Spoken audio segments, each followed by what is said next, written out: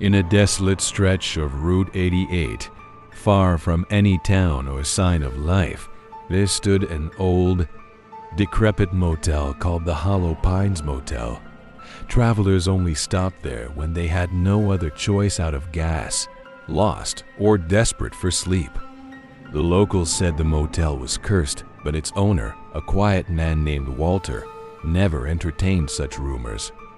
One rainy October night, Liz and her younger brother Danny found themselves stranded on that very road.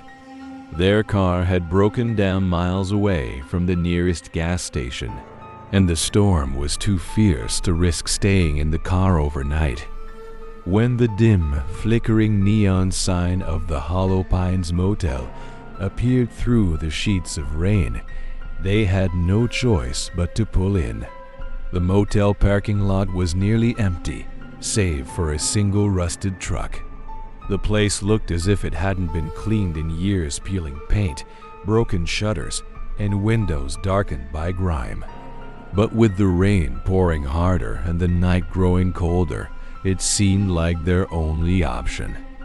The two siblings entered the lobby, greeted by the faint smell of mildew and something faintly metallic. Behind the counter stood Walter, a wiry man with sunken eyes and an unnerving smile. "Room for two?" Walter asked in a low, scratchy voice, as if he hadn't spoken to anyone in weeks. Liz hesitated, but nodded. "Just for the night," she replied, glancing nervously at her younger brother, who looked equally uneasy. Walter handed them a single rusted key. "Room 6, he said. "Don't wander around too much, and don't open the window." Liz frowned but didn't ask questions. She grabbed the key and ushered Danny toward their room. The hallway to room 6 was dimly lit with buzzing fluorescent lights that flickered on and off. The walls were lined with faded stained wallpaper, and the carpet squelched slightly underfoot as if it were damp.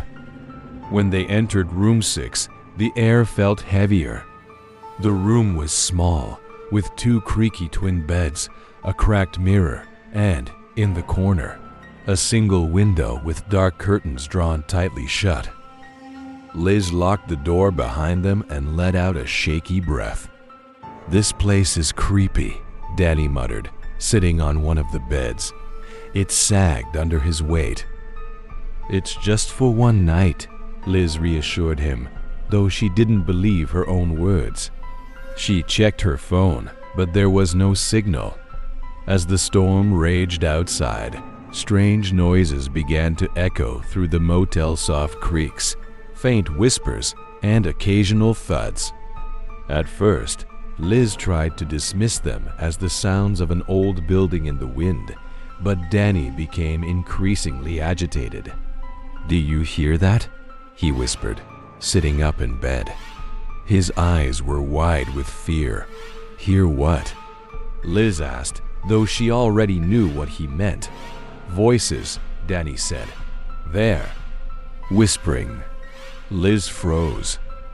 Now that she was listening, she could hear it to a faint, disembodied murmuring. The voices seemed to come from everywhere and nowhere all at once. They couldn't make out the words, but the tone was urgent, almost pleading. "It's just the wind," Liz lied, her voice shaking. "Let's just go to sleep." But sleep didn't come. The whispers grew louder as the hours passed, and soon there was a new sound. Scratching. It came from the walls, from the ceiling, and then, unmistakably, from the window. "Don't open it," Danny whispered, clutching the blanket tightly. Liz glanced at the window. The curtains moved slightly, as if something or someone was on the other side. She stepped toward it hesitantly, her heart pounding in her chest. "I said don't open it," Danny hissed, but Liz couldn't stop herself. Her hand reached for the curtain, trembling as she pulled it back. The window was fogged from the rain, but a pale skeletal face was pressed against the glass. Its eyes were hollow, black voids, and its mouth hung open as if in a silent scream. Liz stumbled backward, letting the curtain fall closed. "Someone's out there," she gasped. ... Danny shook his head, tears streaming down his face. "It's not someone, it's them." Before Liz could respond, the door to their room rattled violently, as if something on the other side was trying to force its way in. The siblings froze, staring at the door as it shook and groaned under the pressure. "Who's there?" Liz shouted, her voice breaking. The rattling stopped, replaced by a single deliberate knock. Then another, and another. It was slow and methodical, sending chills down their spines. "We have to leave," Danny whispered, his voice barely audible. Liz grabbed her bag and the room key. The siblings edged toward the door, their breaths shallow. Liz counted to 3, then unlocked the door and yanked it open. The hallway was empty, but the whispers were louder now, echoing around them like a sinister chorus.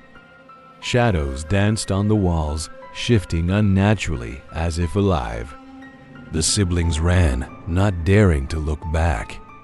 When they reached the lobby, Walter was standing behind the counter, staring at them with an eerie calm ... "Leaving so soon?" he asked, his voice dripping with something between amusement and malice. "What the hell is wrong with this place?" Liz demanded, her voice trembling. "There's something in here. People, things are outside our room." Walter tilted his head, his smile widening. "You were warned.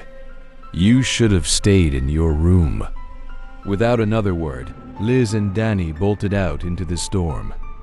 They ran to their car, not caring about the rain, and by some miracle, it started on the first try.